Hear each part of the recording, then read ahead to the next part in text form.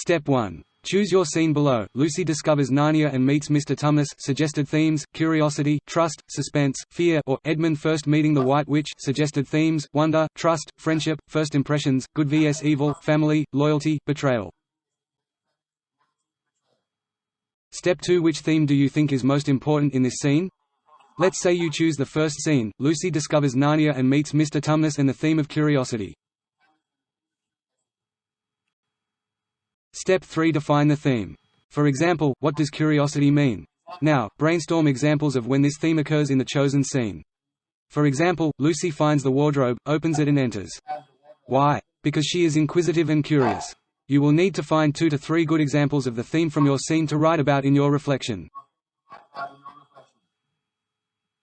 Step 4. Once you have your 2 to 3 best examples, you will need to identify and describe which film devices are used by the director, Andrew Adamson. I suggest you try to mention one example of the following: 1 camera shot type, for example, long shot, mid shot or close-up; 1 camera angle, for example, low angle, eye level, or high angle; 1 sound device, for example, diegetic or non-diegetic sound. Other optional film devices could include lighting, costuming, or any other devices you have looked at in class. Step 5. For your 2 to 3 examples of the theme in each scene, you should identify and describe 3 film devices as mentioned in Step 4. Now you need try to briefly analyze these film devices. Analyze means explaining the meaning and effect of the device.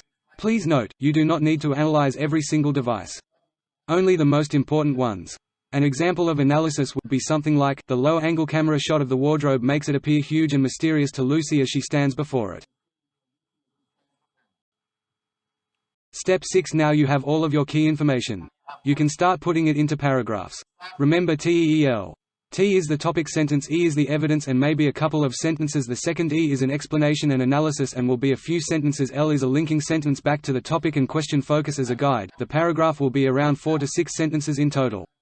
You should aim to write 2 or 3 of these paragraphs to try to achieve a word count of 300 words. Do your best. There is an example of an introduction paragraph on the next slide.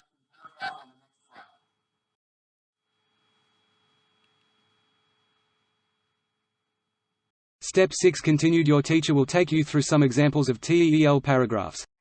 These are called scaffolds. Try to write your own sentences and paragraphs like these. The sentence starter Word document from your teacher can also help you write your TEL paragraph. If you have any questions at any stage, please ask your teacher. They are there to help you.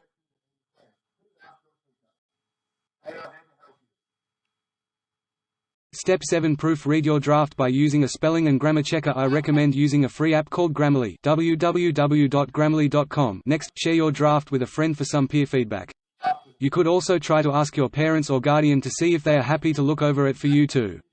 When you have self-edited and peer-edited, you can now politely ask your teacher for some feedback. You will need to do this at least 2 school days before the assessment is due.